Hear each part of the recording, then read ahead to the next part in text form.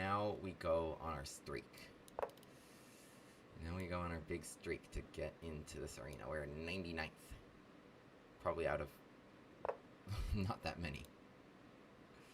-3. Okay, wait. Can we get our very first... Yes! We got our very first Grafe attack on the board. Oh! This is my very first time playing this opening, and my opponent immediately just plays E3 like a London player in the Elite Super Blitz Arena. Strong opponent. Just plays Bishop F4, and we get to jump. This is awesome stuff. Knight E4 and E6 very secretly support G5. And now with this bishop getting trapped... Okay, Bishop D3, good move, but we hold this knight here. And now if you take it, we're hitting the knight. Knight moves, H4 traps the bishop. Bishop E5, F6, it's out of squares. Otherwise, you have to do this very uncomfortable thing, playing H3 to create a square on H2. And now I take you. And now this sucks. Now this sucks. Okay. Do I go Bishop D6 to target this, or Queen D6? I'm just trying to remember. Bishop D6, King F2. Well, H4 is probably not the best. Let's go Bishop D6. So forces the very uncomfortable King F2. This sucks to have to play F takes G3. We force H3 with the knight already here, and before the bishop can get away, we take it. So King F2 played. Let's just do some nice stuff like C5. Maybe Queen F6 is annoying. C5. So my opponent's not losing immediately. However, after Queen C7, can you play G4 and hang on? I'll play just like Knight C6 as I think about whether to put my queen here or here. But this is great stuff. This has worked like a charm. Okay, they'll have Knight F1. They will have Knight to F1.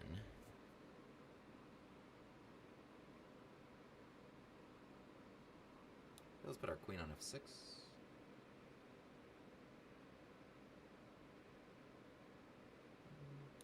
Okay, first I'm going to play Bishop D7 again as I think about where to do this. I don't think they really want to play E4. I mean, take, Queen B6, just opening all that right up onto your king, where you still have to deal with G3. Is an issue that's not going away. You're not going to want to play G4. Maybe you want to play G4? But I'm trying to castle just as quickly as I can. Queen C7 forces Knight F1. And then just F5. We could just play like that. Queen C7, F5, castles. I'm trying to play like G4, F4, or H4. Queen can also come to F6. I'm not sure how you stop this other than playing G4 yourself. Let's go Queen C7. Well, Queen C7, Knight F1, along castles. I think that's an interesting way of playing.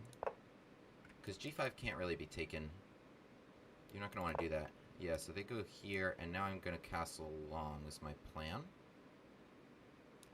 Now with these connected, I force this very awkward Knight F1, which is going to block the rooks, take G4 off the table forever, now that this is hanging. E4, I understand you didn't want F5, but I don't think you can open up your king like this. Okay, I don't want to open the C file, but that might be the move. Because I think this exposes their king as well. If CD4 is going to go G4, maybe I just should have done that last turn. I understand they want to trade for this knight. So, let's just go, though, Queen B6, get our queen off of here for good. Don't want to deal with any Rook C1. But this is not something you want to open onto your king. I understand they want to open my king, but I just can get out of all problems with King B8. Very simple. I understand E4 because, you know, you don't want to just sit there and die. But it seems now you just accelerated your demise. This diagonal is brutal, and the pieces were just not prepared for a big center opening, and neither was this king. As I switch gears without that pawn holding this solid diagonal to this diagonal, which is just completely brutal. Queen takes B2 is winning this immediately. No reason I shouldn't just take the rook. Knight C2, not possible to defend the rook.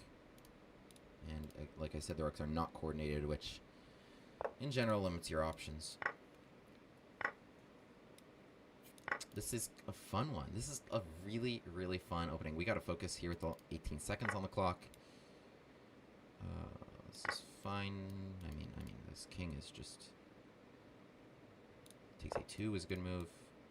Gonna do 1. Is that mate? It's checkmate. Look at that, with that covered.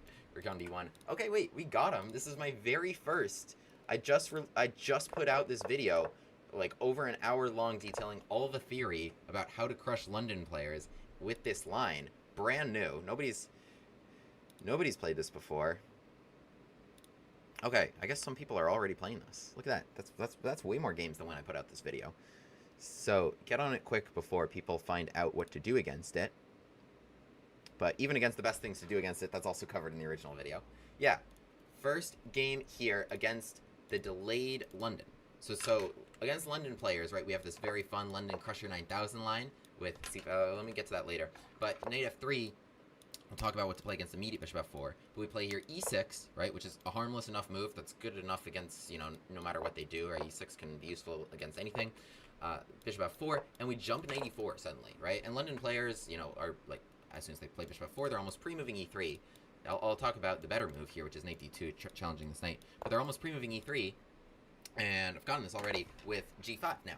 So we're hitting this. It's a very, very secret idea of jumping the knight there, which is why, like, a lot of people just allow this to happen. But you're just defending here on g5. I mean, a lot of people, as you can... I'll put some evidence to that. 62% of people are just playing e3. So g5, hitting this bishop, and this is way more annoying than it looks like for white, right? Because so you can play like bishop e5, but I'm just parrying that with f6. And so the bishop comes back to g3, now h5. And this is so frustrating, because the bishop's about to get trapped with h4. I mean this is basically what happened in the game. Bishop g3, h5, this is the game now. The bishop's about to get trapped. You can delay this issue for one move with bishop d3, attacking the knight, but I'm not just taking and allowing h takes g3. H takes g3 is totally fine capture, and in fact, London players often want that. They'll back that bishop up to encourage the opening of the h-line. That's not what we're doing. We're playing d5, and we're saying, you know, deal with this bishop. If you take my knight, then the knight is under attack, and then I will trap this bishop and just be up a piece for nothing. So my opponent has no choice but to move this h-pawn in the game, and a very uncomfortable choice between h3 and h4, and this is already not good. They have the best line here are knight d2, knight c3. It's a piece sacrifice that almost nobody knows, which I also talk about in the original video. So here, yeah, h3 played, and after knight takes g3, so h3 and bishop h2, if they could play it at once, would be totally fine. But that's the point. We already have the knight here, not just guarding g5, but pressuring the bishop. So knight takes g3, pawn takes g3, bishop d6. I'll talk about this quickly because I want to get back to the arena. But bishop d6, and the issues just compound. Like, it would be one thing if, like, okay, maybe you could just castle and it's not so bad, but the issues just compound because there's just no way to defend this pawn. F takes g3 with the pawn on not h2 really, really sucks.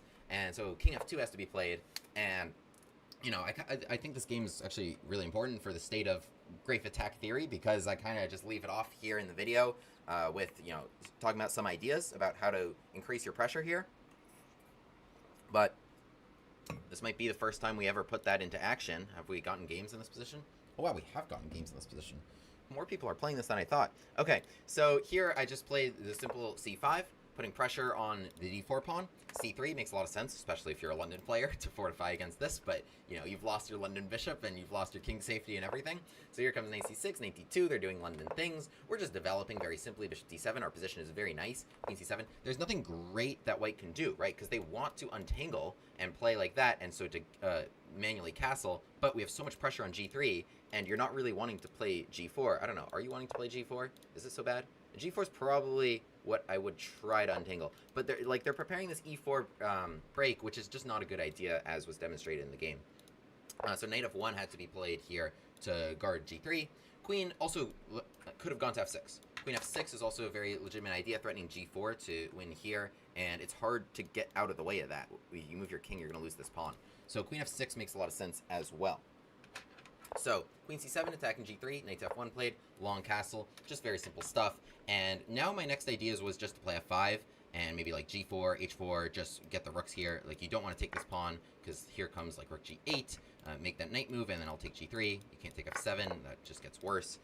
H4, I would make that knight move and take g3. That was my idea in the game. So f5, and I'm going to be like my rooks are lining up here for some sort of pawn ambush. And again, the king just can't move because it's actually defending g3. So it's stuck there. And e4, I mean, their position was very bad, but this just accelerated their demise, as I said, because c takes d4 and queen b6, just killing them on this diagonal with piling up bishop c5.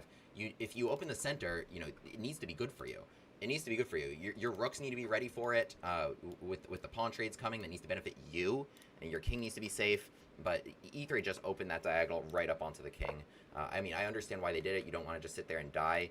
I mean, the best moves are not very good moves. But yeah, e4, queen b6, bishop c5, and I just take b2 and just take everything here, and GG. So this is kind of where we're at with London Theory, right? Knight d2 is a better line, but we play here d5, and you know, still with ideas of g5. That's all talked about in the video. And there's another video that I have on my channel, of course, another series with the London Crusher 9000 against the immediate bishop f4. If knight f3 is played, we're playing queen b6 right away, attacking b2. And against the most common lines, knight c3 or knight a3, as Eric Rosen recommends, we take b2, and then instead of just guarding c7 with like moves like knight d5 or knight a6, we play cd4 with the idea that knight c7 is actually losing right away because we're trying to play bishop to b4 check.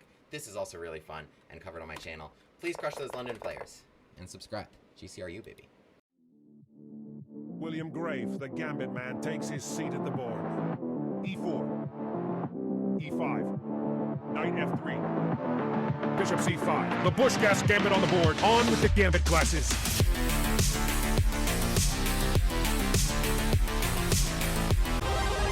Hero pod unlocked.